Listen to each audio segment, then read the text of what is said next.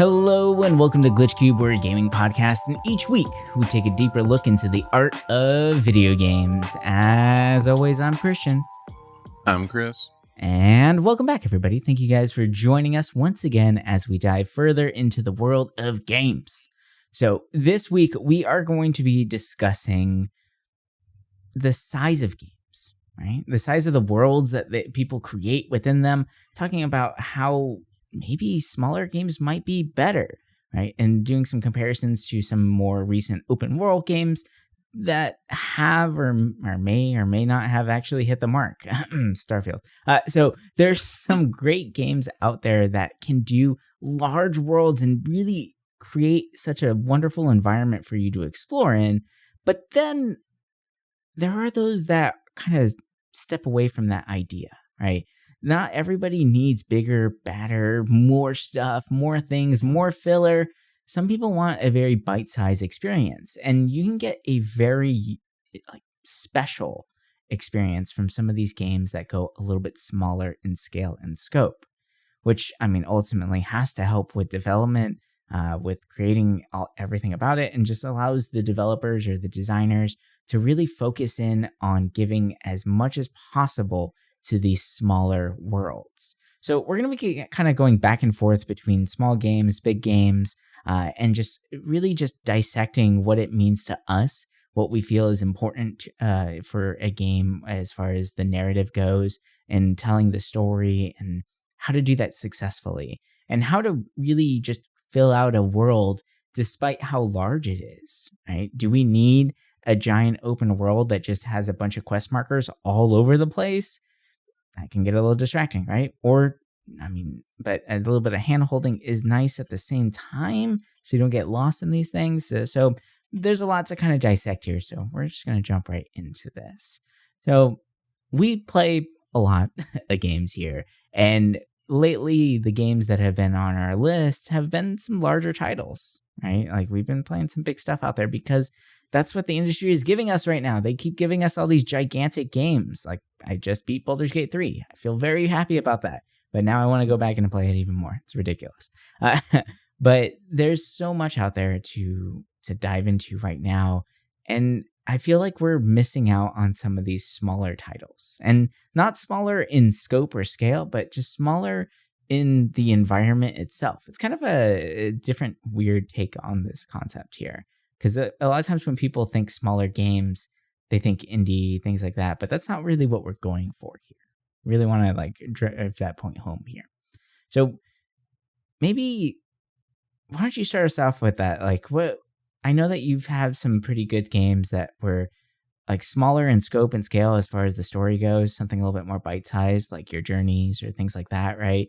Where it's more linear, I guess. I'm trying to stay away from the word linear. You know what I mean? Yeah, you're trying to say a small habitat that feels vibrant, or the opposite, and being oppressive. I think for me, when I was first looking into this subject, I was thinking, usually horror games fill this hole pretty easily because usually they're bite-sized, right? Think Resident Evil with the mansion. Think, I wouldn't say Silent Hill because that's kind of a bigger map, but or your Metroidvanias, right? Metroidvania is a good idea. I think Arkham Asylum, right? Where it's open world, but not open, right? The place, the asylum feels big, but it's not. But because it makes you go back and forth and does it in a way that doesn't feel like you're trekking everywhere, which is weird to think about for a 3D Metroidvania. But games like that. And I feel like we have the technology nowadays to kind of make smaller spaces feel very alive. I look back at a lot of older games, and because they didn't have the scale of creating these huge open worlds, a lot of them, if they didn't try to put all their resources into character models, they would at least kind of go ham with the setting Right. or the place you're at. And I always loved that. I loved when a game was like, oh, we're going to make it a little bit smaller, but we're going to turn up the details on like wherever you're situated. And I feel like that's kind of carried on into now, but it's still, I feel like people still really like that kind of big world in a lot of ways. You know, you look at a lot of bigger games and that's usually kind of like the big focus. For me, I was thinking about, and kind of how I thought of this topic was kind of going back to like what Warren Spector said, who those out there that don't know, he's the one that did Deus Ex. I think it was the first Thief game, System Shock, like a lot of immersive sims. And he did other stuff too, and still does stuff, surprisingly. But, you know, when you think of an immersive sim, you think, oh, like everything needs to be interactable, right? Everything, you need to be able to do anything you want in the space that you're at. Mm-hmm. And in a lot of ways, I feel like immersive sims kind of have that feeling where, like System Shock, where you're on a space station. Makes sense. It's one location. You're not going off into other planets. You're not doing other stuff. Like, you're in this little area constantly exploring. But he said that he wanted to be able to create a game where it's one block, where everything was just alive and that was the focus, that everything would be interactable, people would live their lives, like basically create like a real world example in a game. And this was said, I think, back in 2012. And granted, that would take a lot of money, which is probably why it hasn't really been done yet. A lot of planning too, right? There's a lot of planning, and we haven't really, I feel like we haven't seen many major evolutions in like the NPC kind of AI until maybe recently, where if you're trying to create a very livable block, you need NPCs that know how to adapt, know how to act like a real person. And right. Another thing that made me think of this a while back was when I was playing Shadows of Doubt, which is this detective game, voxel graphics, and still early access, but I think, to me, it's maybe the closest literally to that idea, because it is a city block and people live their lives. Everything is randomly generated, which, you know, to an extent is different than if it was just a static kind of livable block. But I mean, in a lot of ways, a randomly generated thing like this, it feels like it'd be a lot easier to actually make this game a reality by doing that. And it being a detective game also makes sense. But something that I loved about it was like you could literally follow NPCs and they would go around the block. They would go to the store, they would go to their house, they would sleep, they would do all this stuff. And I was like, this is insane. You could break into any room you wanted to, touch anything you wanted to, climb through the air vents, do everything. And to me, I was like, this is, I think, the closest I felt where everything seemed livable. Of course, like, there's, you know, boundaries where maybe some of the NPCs might kind of all feel like they do the same kind of routines in a way, or there's not a whole individual personality. And I think that might be the biggest hurdle in this concept, is that there's no way to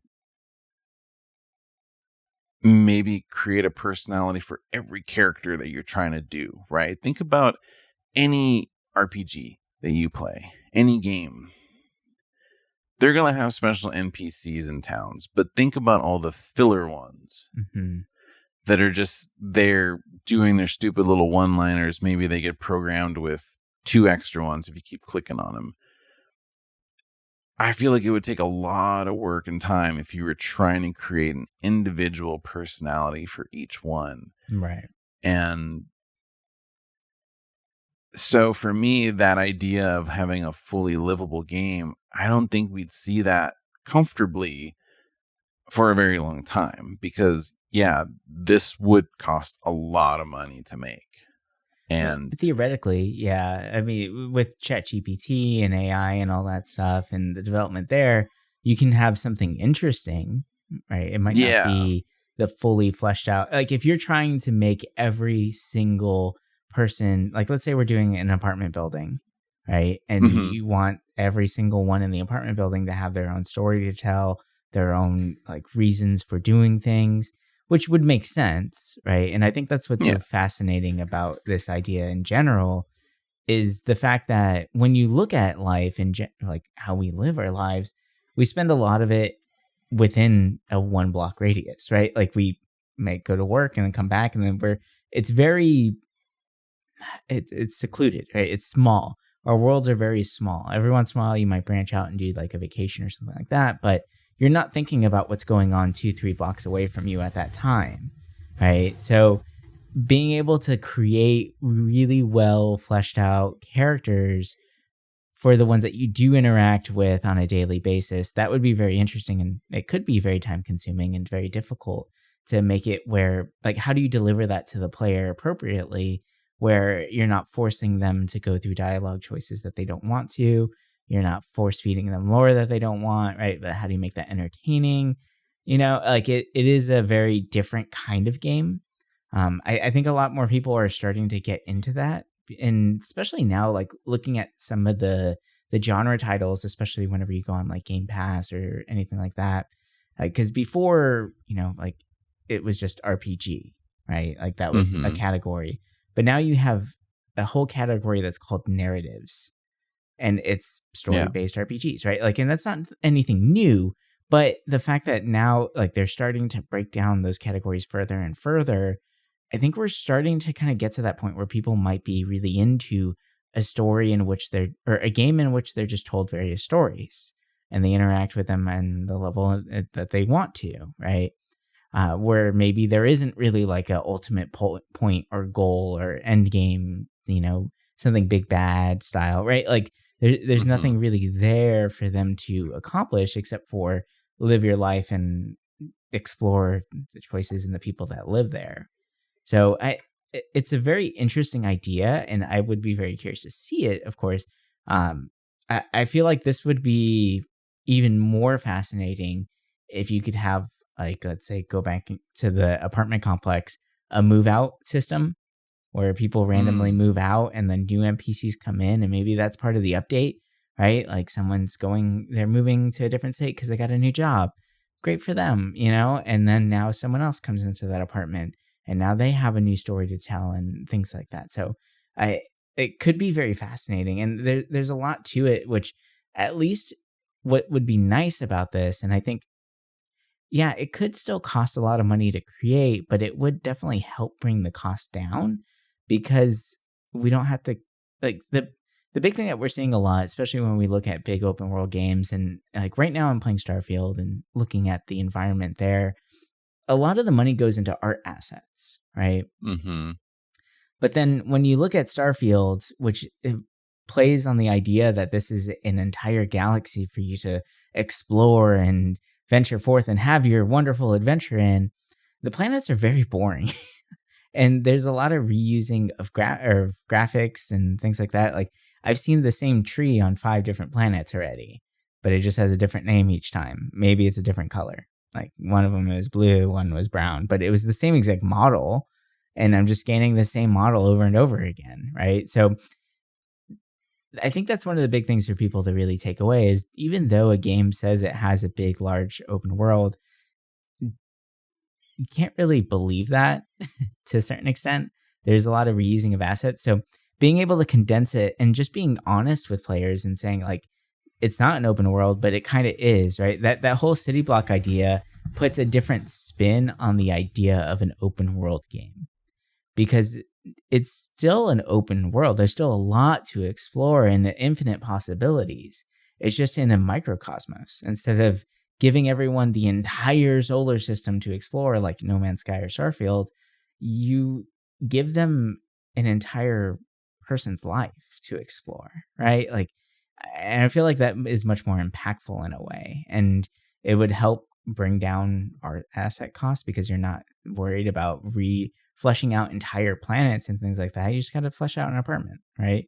And that seems like it wouldn't be that bad, because who knows, maybe you have like 30 rooms for them to go into, and like that's doable, that's manageable, right? And some of those families that are out there, maybe there is some lore for them to explore and to figure out who they are, but at the same time, like they're very to themselves.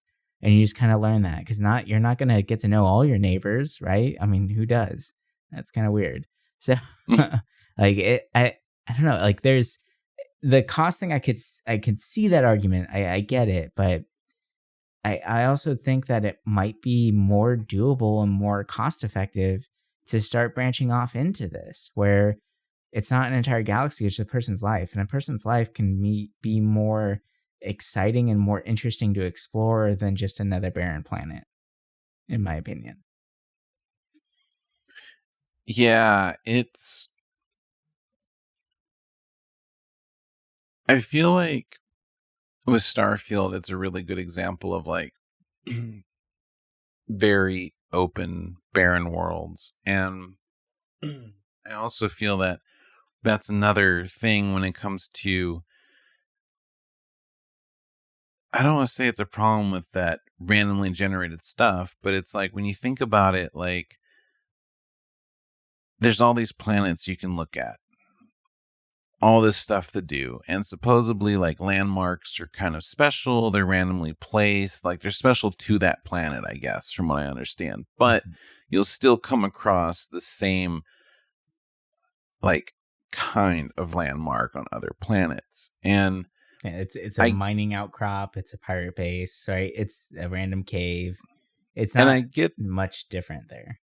Yeah, and I get they do that because, you know, you think about No Man's Sky, which kind of does it too, but with No Man's Sky, it kind of makes sense. Whereas with this, it's like, yeah, sure, like the further out you go, less inhabited, like, yeah, this is like real space where there's just not much out there. But at the same time, it just kind of, it doesn't feel super special. Mm-hmm. You know, obviously exploring like our solar system in it, right? Like seeing Earth and seeing like old remnants of Earth and stuff is kind of cool. And there's some planets that are really kind of fun if you go to the main hub or the main spot of it. Once you start going around it, it's not that interesting. And I love exploring in games. Like if I can just kind of get lost and walk around, I love it.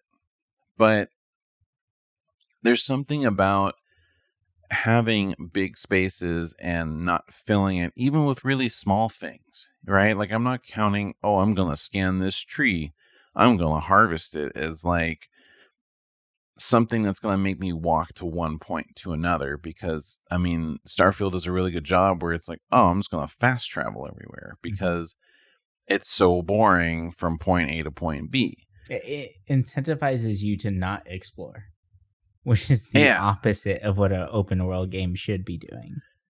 And I know there's other games that are open world that have much more interesting things to do. But I mean, looking at from this year, you know, you look at Tears of the Kingdom, where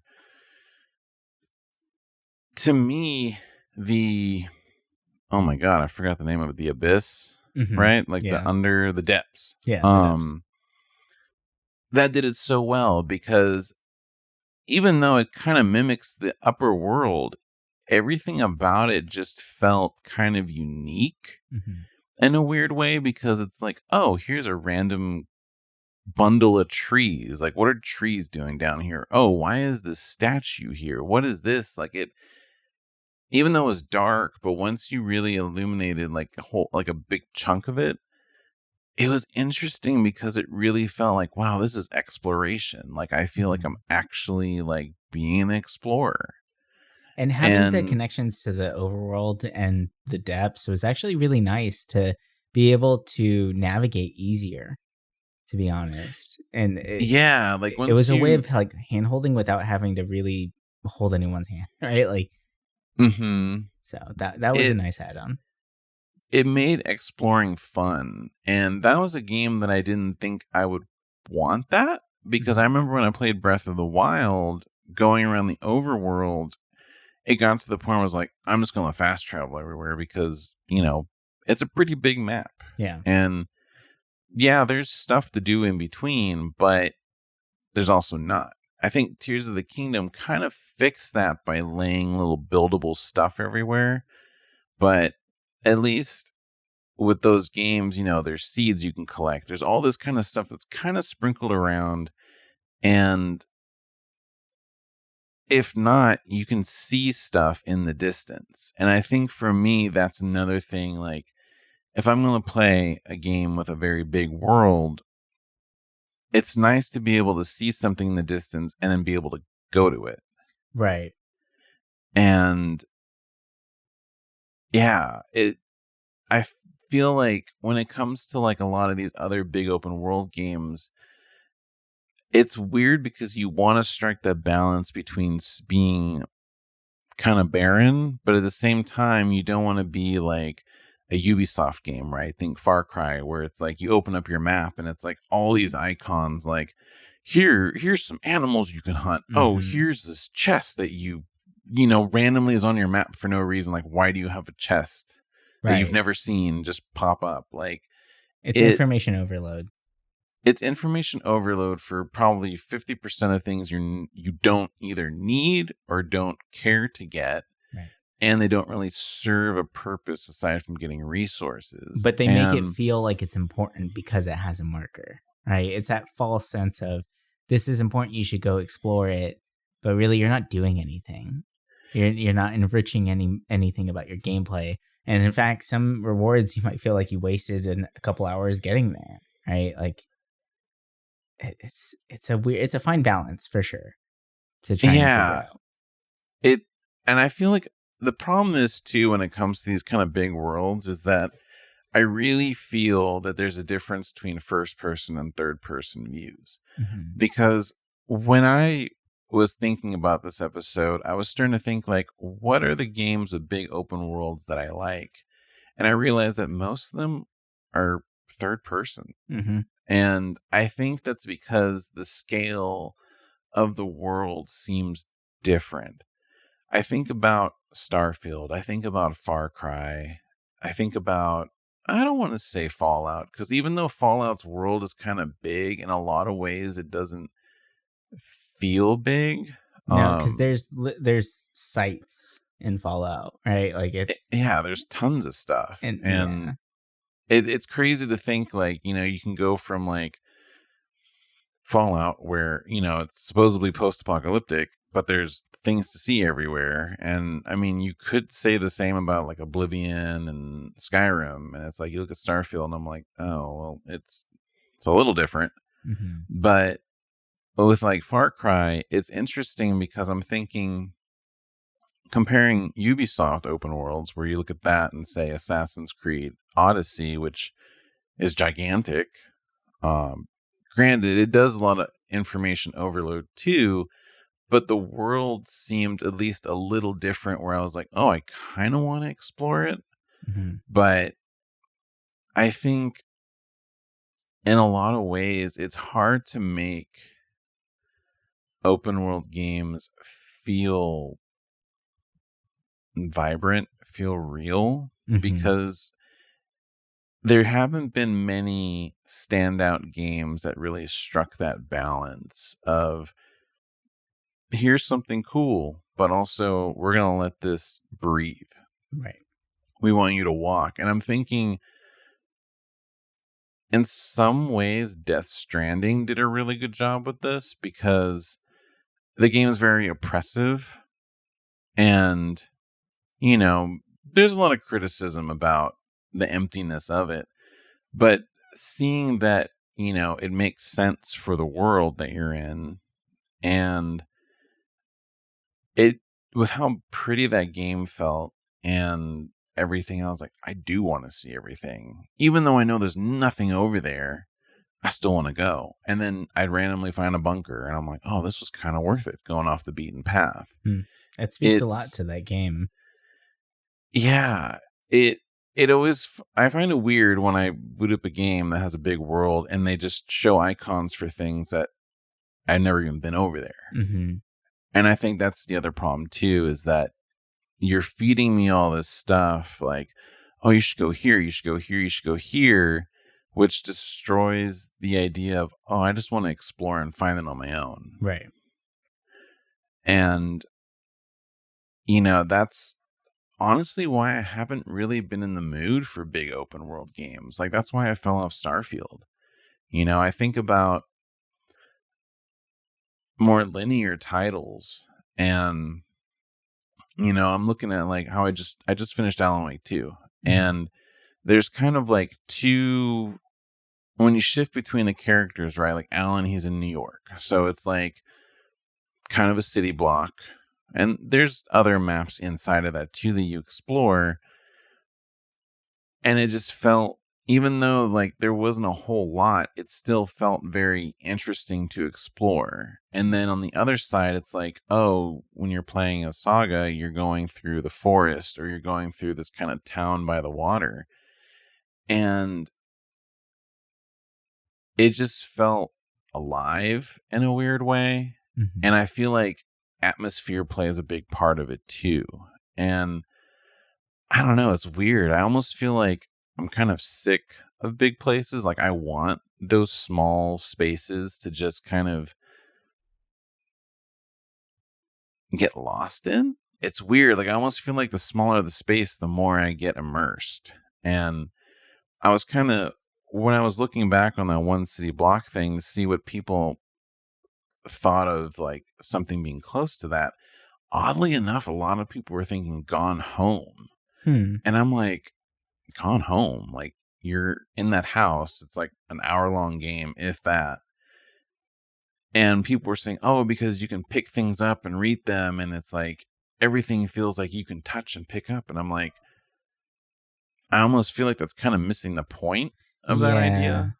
But at the same time, it also brings up the point where it's like, oh, you're in a small space, which allows you to get a better background of everything that's going on in that world or with your character. And I feel like that's something special with indie titles specifically, is that they like to do that a lot. Probably because of budget restraints too, but small spaces really do help with telling a story, unless you're willing to expand upon it and kind of create something for an area that you wouldn't normally do, but you kind of have to because it wants to keep the player engaged. And it's like, the nice thing about having it in a smaller space as well is creating that sense of comfort and ease for the player, right? This is the norm. This is what I expect when I walk into this room, because I've done this over and over again. So whenever a developer changes something within the room or tweaks something, it can really play up that, it can make it have so much more impact, right? Like, let's say you're playing a game where you're just in your house this whole time, and maybe you're playing for a couple hours and you're just kind of doing little things here and there. And then one day you come home and something's different in your house, but you live alone, right? Like something like that would create a lot of tension right there of like, what the hell just happened? And further want the player to explore, right? Like, I feel like breaking someone's norm or comfort zone is a very good way of creating. I mean, obviously that's better for tension purposes and stuff like that. Like, the Resident Evil 2 situation where you're walking through the sewers over and over again because you backtrack a lot. And then all of a sudden, the third time you walk past, giant crocodile comes out at you, right? Like you start to just know or put in your mind like this is a spot of rest where I can breathe. And when the designers go in and take that away, it can be a very impactful moment and something very meaningful and just memorable in that sense. And I don't think you can get that from a large open world game where maybe it's the first time you go into a cave on some random planet or some random area, and all of a sudden all these crazy things are going on. It's like, well, I mean, kind of expected that. There's a quest marker that said I needed to go there, and following the storyline, I had a feeling something was going to happen, right? So it doesn't have that big impact as if this was your home base and then all of a sudden home base gets like wrecked or something happens there, right? And you have to rebuild or relocate or something. Like I feel like that would be a lot more impactful and more interesting way of approaching that problem. I think that's just another like nod to why smaller scale games or more like just smaller environment to explore can create much more interesting situations for the player to encounter, because you have a lot more to mess with, because now you're messing with the player's psyche, and that means a lot more to people. I think too, I was trying to think back like the last game where I literally wanted to see everything around me. And I think it probably was Elden Ring, where the mystery of not knowing what was around you made me want to see something. And looking back at it, there was so many small things sprinkled around the world that like you could go like less than a minute from where you're standing and there'd be something. Mm-hmm. Which I don't know. And it always seemed kind of interesting too, which was cool. Like I never really felt that in a game like that. That's the importance of pacing, right? Learn and actually knowing the ebb and flow of the actual video game. Like we talk about it. I mean, I talk about it way too much, and I haven't brought it up lately. But Shadow of the Colossus, right? Like that world is a smaller world to explore, but it is so memorable and impactful for so many people. And I have to believe that it's due to the ebb and flow of the game itself. There's a lot of moments in which the player can breathe. There's a lot of relaxation of getting to the next the next giant that you're going to be fighting, the next Colossus, right? But whenever you get there, like the music hits, right? Like everything spikes as far as the tension that's going on right there. You take out that Colossus, and then now you're back down to a nice resting point, and you know that okay, now I need to move on to the next one. Let me mentally prepare for this, right? So knowing, obviously that game's a little bit older, so everyone's attention span nowadays is paper thin. So having a game like Elden Ring that does have like every minute or so gives the player just a little bit of a kick, right? Just a little like, here you go, little splash of what, like dopamine, right? Like here you go, like here's a little tiny reward, and then okay, here's the big thing, like now it's gonna hit. So it's just knowing your players and knowing how to pace them. But what's fascinating about that is you can pick a direction and you'll get that, right?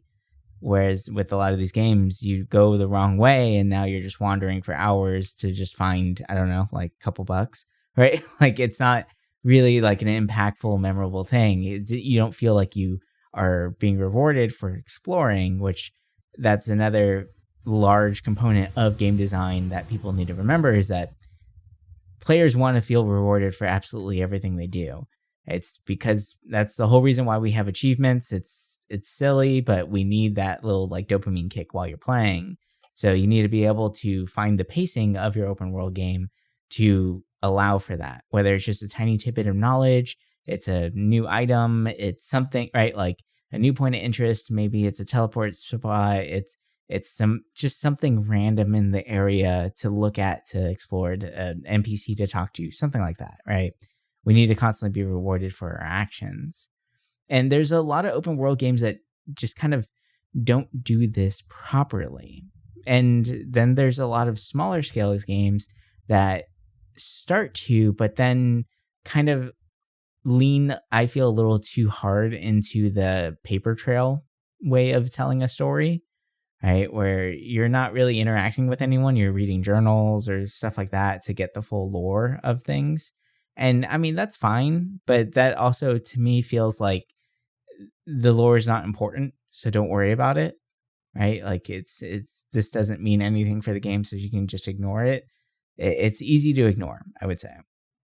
But the one game I would say that I, you know, does both of those.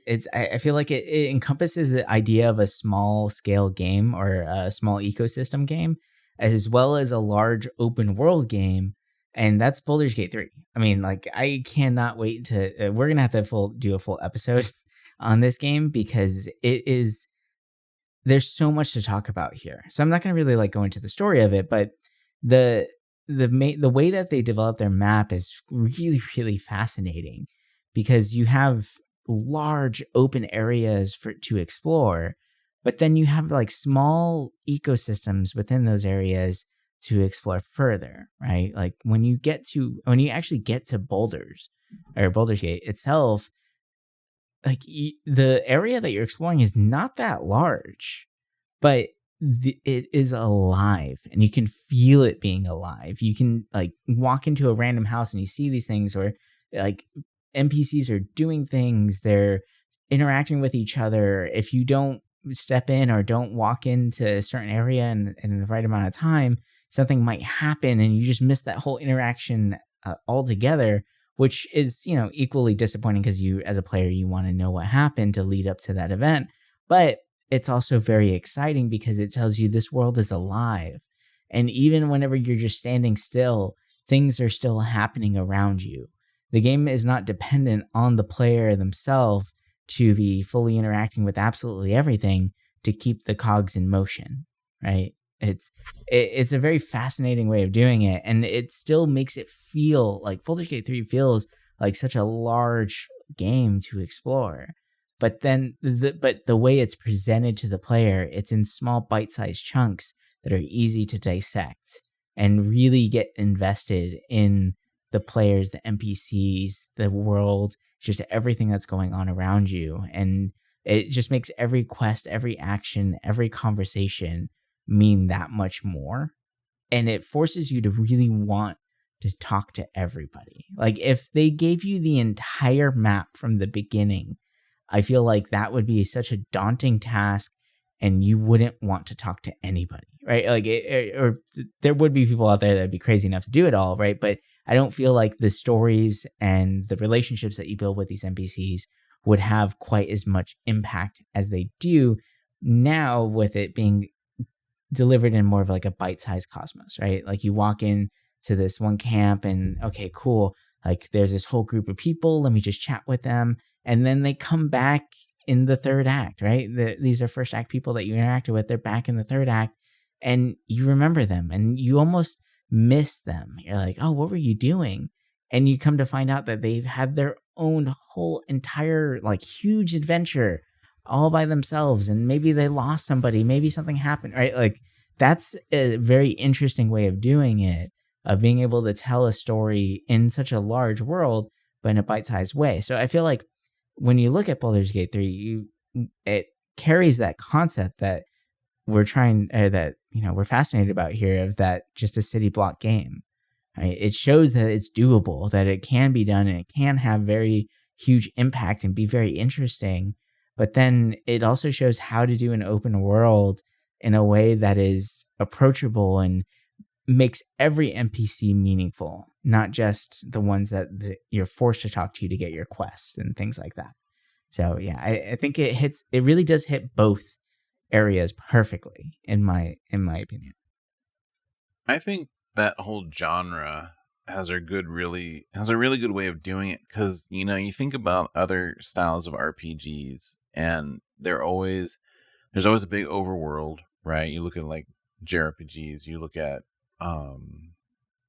you know, Western RPGs to an extent, you know, like first person stuff like that. But the computer ones are interesting because it's like there are little bite-sized chunks that are separated between loading.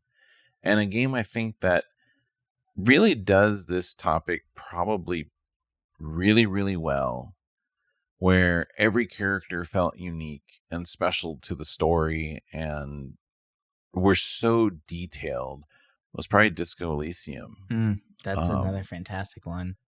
I think in a lot of ways, like, while it may not be alive in the sense where it's like, oh, they kind of have freedom of, being able to do what they want or multiple outcomes with every interaction, the interactions you do have with these characters do feel meaningful.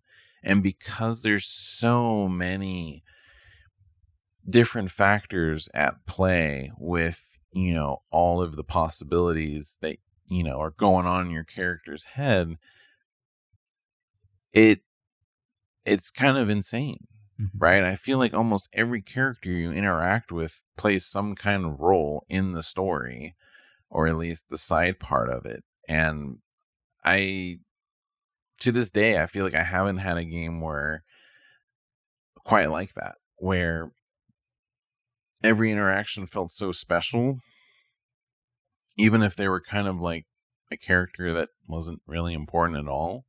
But when you did get a character who was important, it was just like, whoa, like, it's kind of insane how interesting every character is. And I long for more games like that. I really need to play Planescape Torment, because a lot of people say that game feels kind of in the same vein as Disco Elysium, but just older and has a little combat. But so that's definitely one I'll see. But yeah, I'm like, damn, I want more kind of games like that where you just feel like not stuck, but you feel like you're a part of an area. And even if your character has no relation to that area, it's nice to feel connected to it on like the player's perspective. And I think, that's kind of key in games in general, that we, the developers want the player to feel like a connection to the game. But if you either throw too much at people or too little, it really is hard to keep someone stuck into that perspective. Right. But there definitely are games out there that do like stick that landing. It's just a few and far between, regretfully. Yeah. I mean, we are starting to see more of these smaller games that have a much more immersive world behind them.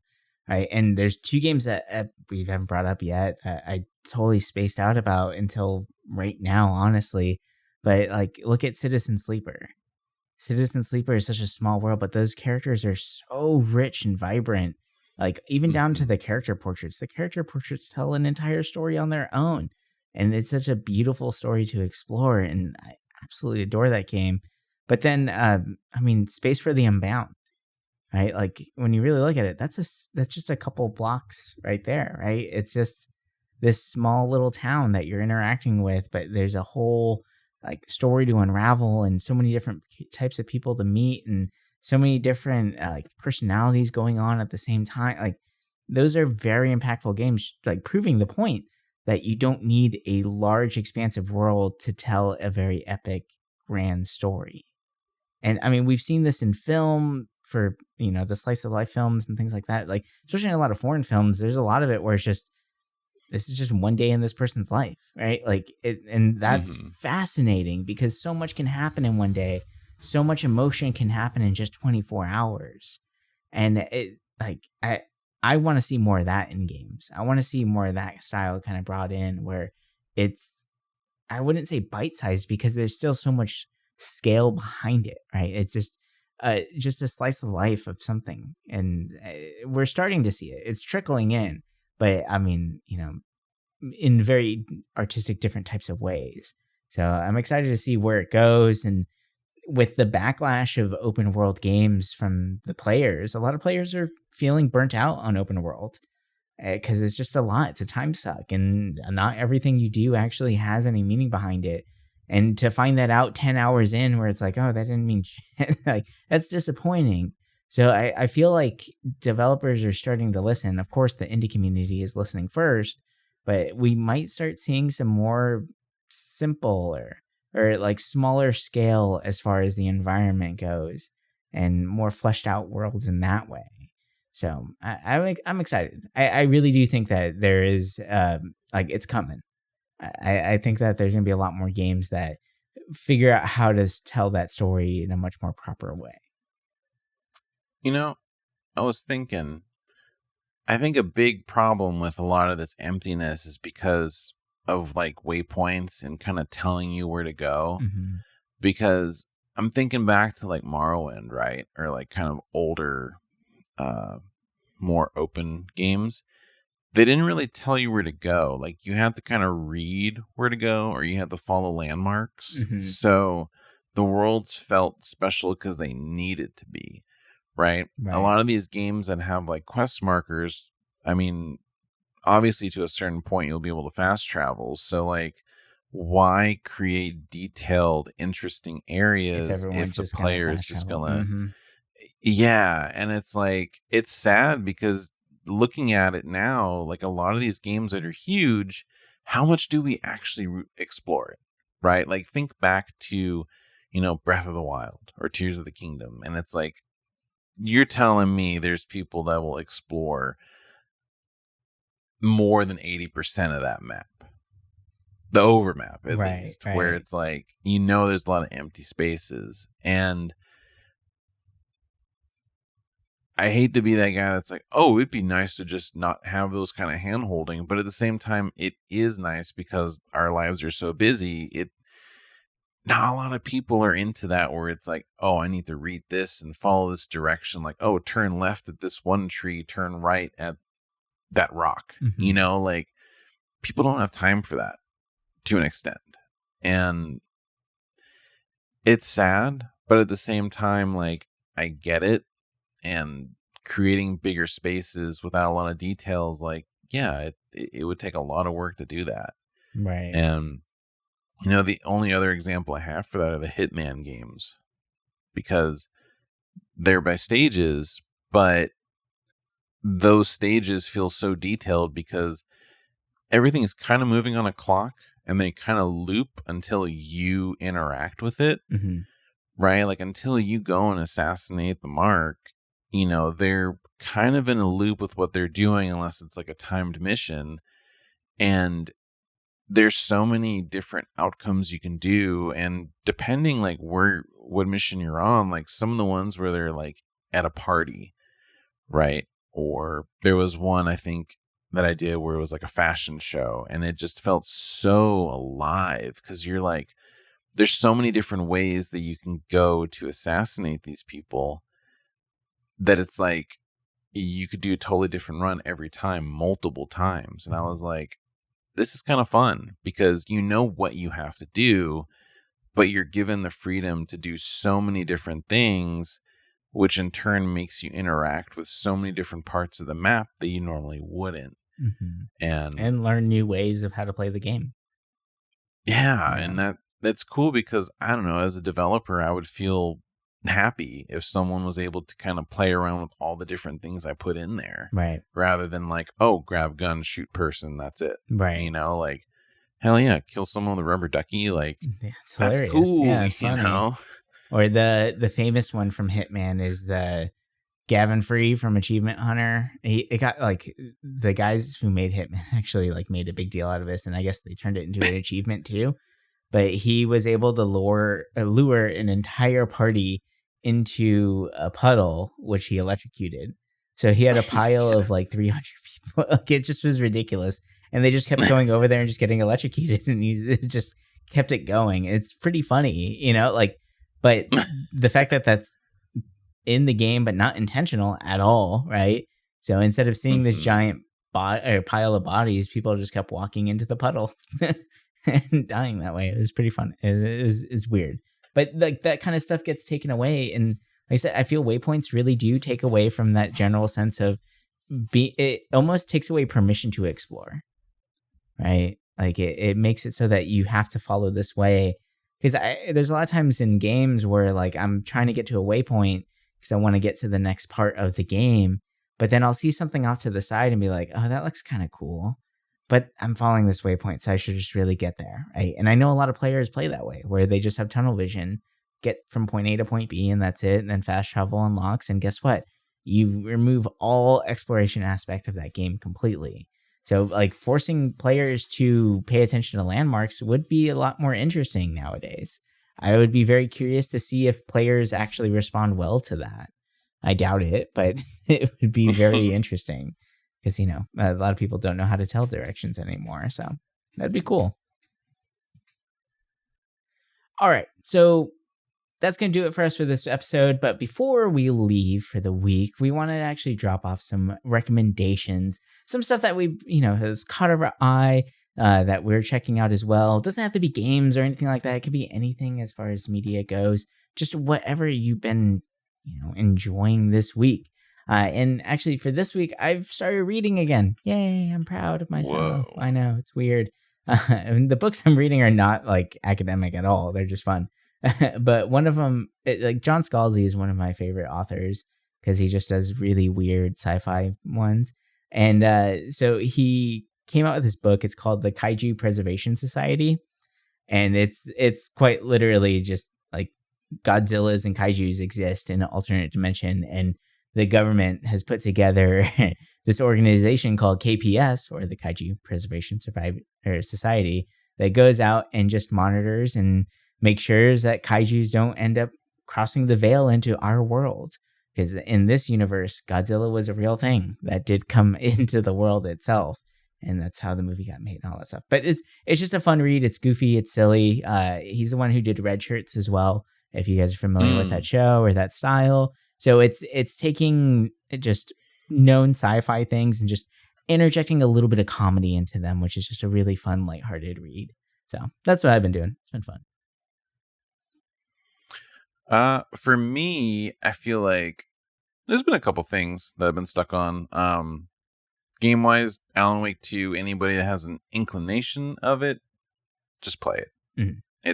It's a trip. It doesn't feel like a game at times. It feels like a movie, so kind of hit two birds with one stone with that. And if you like Twin Peaks, or if you've ever seen In the Mouth of Madness, and you enjoyed it, you'd like Alan Wake. It's also very like Kojima-ish, which is kind of fun too. But that Invincible season 2 just started, so I'm excited. It's a weird superhero kind of animated show that is actually very dark, and season 1 was amazing, and I'm very excited for this one. But yeah, I feel like there's so many, because I've been so busy playing games, there's so many shows I want to watch. So definitely next week's catch up or recommendations, I feel like I will have a lot. Nice. Awesome. All right. Well, we will talk to you guys next week with some more games and all that good stuff in between. But until then, bye for now.